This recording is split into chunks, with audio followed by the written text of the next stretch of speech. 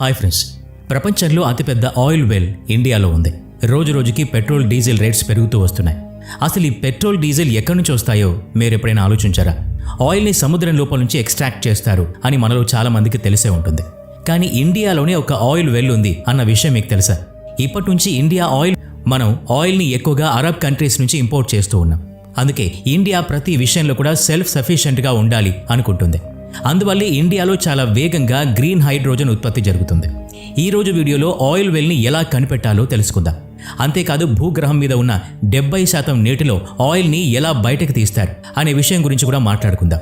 Ukraine Russia మధ్య జరిగిన యుద్ధం కంటే ముందు గొప్ప గొప్ప దేశాలన్నీ కూడా చీపెస్ట్ ఎనర్జీ సోర్సెస్ కోసం వెతుకులాట మొదలుపెట్టాయి. కానీ యుద్ధం తర్వాత రష్యా నుంచి ఆయుధాలు మరియు ఆయిల్ ఎనర్జీ సప్లై పూర్తిగా ఆగిపోయాయి. ఇప్పుడు ప్రపంచంలో అన్ని దేశాలకు కూడా ఒక డౌట్ మొదలైంది. రష్యా యుక్రెయిన్ వార్ ప్రభావం ప్రపంచంలో చాలా దేశాల మీద పడింది. కానీ ఈ యుద్ధం కారణంగా ఇండియా మీద మాత్రం అంత ప్రభావం పడలేదు. కానీ రాబోయే కాలాన్ని ఫేస్ చేయడానికి ఇండియా ఎనర్జీ సెక్యూరిటీ కోసం ఎన్నో ప్రయత్నాలు చేస్తూ ఉంది.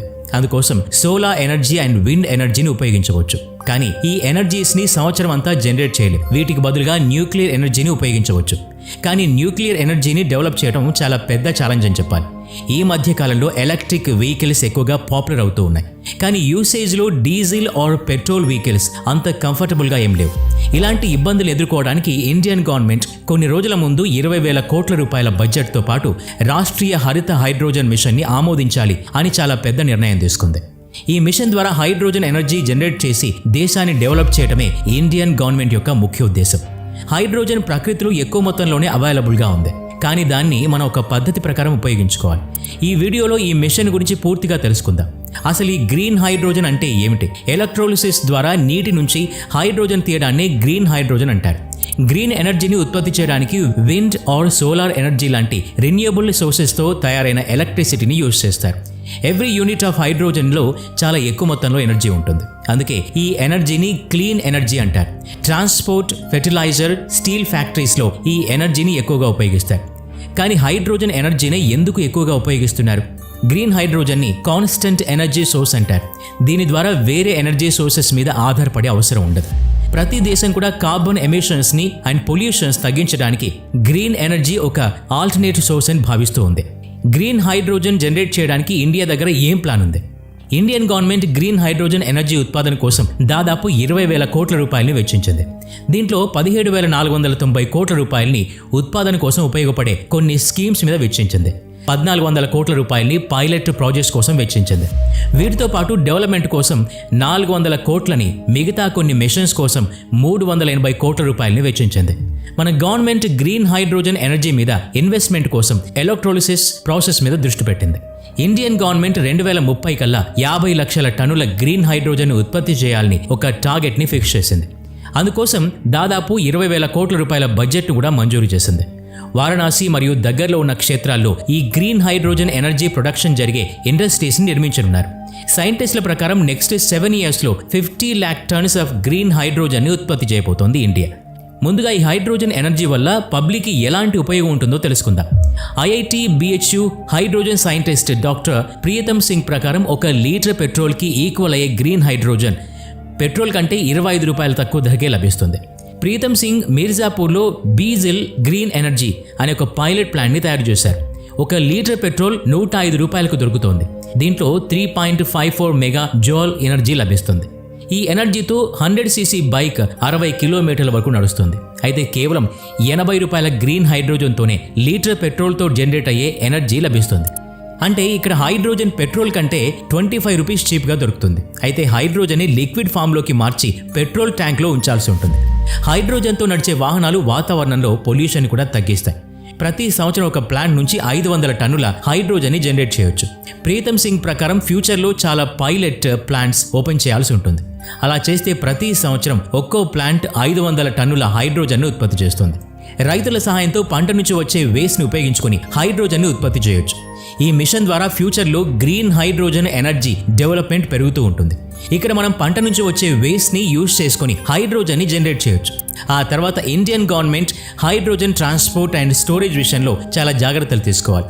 ప్రస్తుతం గవర్నమెంట్ సపోర్ట్ లేకుండానే మిర్జాపూర్లో రోజు 500 కిలోల గ్రీన్ హైడ్రోజన్ ఉత్పత్తి చేస్తున్నామని ప్రియతమ్ సింగ్ చెప్పారు. రోజుకి 1 నుంచి 5 టన్నుల హైడ్రోజన్ ఉత్పత్తి చేసే పైలట్ ప్లాంట్ని నిర్మించాలి అంటే 100 కోట్ల రూపాయల ఖర్చు అవుతుంది. రైతు పంటను కోసేసిన తర్వాత మిగతా వేస్ట్ని తగలబెడతాడు. ఆ వేస్ట్ని ఉపయోగించుకుని గ్రీన్ హైడ్రోజన్ని ఉత్పత్తి చేయొచ్చు అని ప్రీతం సింగ్ చెప్పారు. అలా చేయటం వల్ల 99.99% ప్యూర్ హైడ్రోజన్ ఉత్పత్తి చేయొచ్చు. ఈ గ్రీన్ హైడ్రోజన్ ఎనర్జీ ఎంత పవర్ఫుల్ అంటే దీన్ని satellite launch vehicle or rocket ఇంజన్లో కూడా ఉపయోగించవచ్చు. ఇండియాలో ఉన్న oil companies like Bharat Petroleum, Indian Oil, ONGC, ఎన్టీపీసీలు గ్రీన్ హైడ్రోజన్ ఎనర్జీ పనిలోనే ఉన్నాయి. Private companies Tata, Reliance and Adani లాంటి కంపెనీస్ కూడా గ్రీన్ హైడ్రోజన్ ప్రొడక్షన్లో ఇన్వెస్ట్మెంట్ స్టార్ట్ చేశాయి. ఐఐటి మరియు దేశంలో పెద్ద పెద్ద రీసెర్చ్ కంపెనీస్ హైడ్రోజన్ ఎనర్జీ విషయంలో రీసెర్చ్ చేస్తూ ఉన్నాయి. 2047 సంవత్సరానికల్లా ఇండియా ఎనర్జీ విషయంలో సెల్ఫ్ సఫిషియెంట్గా మారాలి అని ఒక లక్ష్యాన్ని పెట్టుకుంది. ఇప్పటికే గ్రీన్ హైడ్రోజన్ ఎనర్జీ గురించి దేశంలో చర్చలు మొదలయ్యాయి. అసలు ఈ హైడ్రోజన్ గ్యాస్ ఎలా పనిచేస్తుంది అని ఇప్పుడు మాట్లాడుకుందాం. హైడ్రోజన్ గ్యాస్ను ఉపయోగించడానికి ముందుగా వెహికల్స్లో ఫ్యూయల్ సెల్స్ అవసరం అవుతాయి. ఫ్యూయల్ సెల్ని బ్యాటరీ అని అనొచ్చు. దీంట్లో అనోడ్ అండ్ క్యాథోడ్ అనే ఎలక్ట్రోడ్స్ ఉంటాయి. ఈ ఎలక్ట్రోడ్స్ ద్వారా కెమికల్ రియాక్షన్స్ జరిగి ఎనర్జీ తయారవుతుంది. హైడ్రోజన్ గ్యాస్ సాయంతో ఫ్యూయల్ సెల్ ఎనర్జీని జనరేట్ చేస్తుంది. రియాక్షన్ తర్వాత వేస్ట్ రూపంలో వాటర్ మిగిలిపోతుంది. అలా హైడ్రోజన్ గ్యాస్ వల్ల ఎలాంటి పొల్యూటెంట్స్ కూడా రిలీజ్ అవ్వవు. హైడ్రోజన్ గ్యాస్ 100% రిన్యూవబుల్ అవుతుంది.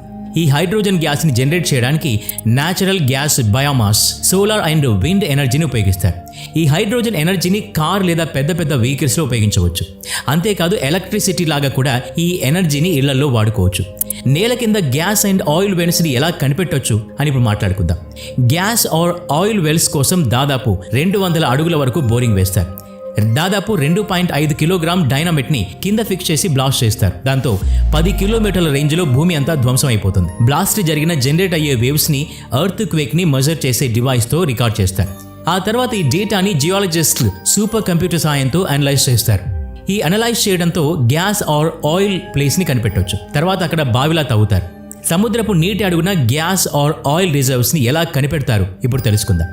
సముద్రపు నీటి అడుగున గ్యాస్ ఆర్ ఆయిల్ రిజర్వ్స్ని కనిపెట్టే ప్రాసెస్ని సీస్మిక్ ఎక్స్ప్లోరేషన్ అని అంటారు. 1859 నుంచి ఈ టెక్నిక్ ద్వారా ఆయిల్ అండ్ గ్యాస్ రిజర్వ్స్ని కనిపెట్టి ఎక్స్ట్రాక్ట్ చేస్తూ ఉన్నారు. సముద్రంలో షిప్ పై నుంచి సీస్మిక్ వేవ్స్ని పంపిస్తారు. ఈ వేవ్స్ నీటిలో ఉండే రాక్స్, ఆయిల్ అండ్ గ్యాస్ లాంటి విభిన్న పదార్థాలని ఢీకొడతాయి. సీస్మోమీటర్ అండ్ హైడ్రోఫోన్ ద్వారా సీస్మిక్ వేవ్స్ని అబ్జర్వ్ చేయొచ్చు. ఇక్కడ కలెక్ట్ చేసిన డేటాని ఎక్స్పర్ట్ సూపర్ కంప్యూటర్ సాయంతో అనలైజ్ చేస్తారు. అలా అక్కడ ఎంత మొత్తంలో గ్యాస్, ఆయిల్ ఉందో కనిపెడతారు. ఆ తర్వాత అక్కడ నుంచి గ్యాస్ ఆర్ ఆయిల్ని బయటకు తీసే ప్రాసెస్ని మొదలు పెడతారు. ఇండియాలో గ్రీన్ హైడ్రోజన్ ఎనర్జీ ఉత్పత్తి జరిగితే మాత్రం పెట్రోల్ బంకులు ఖచ్చితంగా మూసుకోవాల్సే ఉంటుంది. ఇండియా చేస్తున్న ఈ ప్రయత్నం ఖచ్చితంగా ఫలించాలని మనస్ఫూర్తిగా కోరుకుందాం. ఈ వీడియో నచ్చినట్లయితే లైక్ చేయండి, షేర్ చేయండి. ఇలాంటి మరిన్ని వీడియోస్ కోసం ఈ ఛానల్కి సబ్స్క్రైబ్ చేసుకుని బెల్ ఐకాన్ మీద క్లిక్ చేయండి. నెక్స్ట్ వీడియోలో మళ్ళీ కలుద్దాం. Thanks for watching.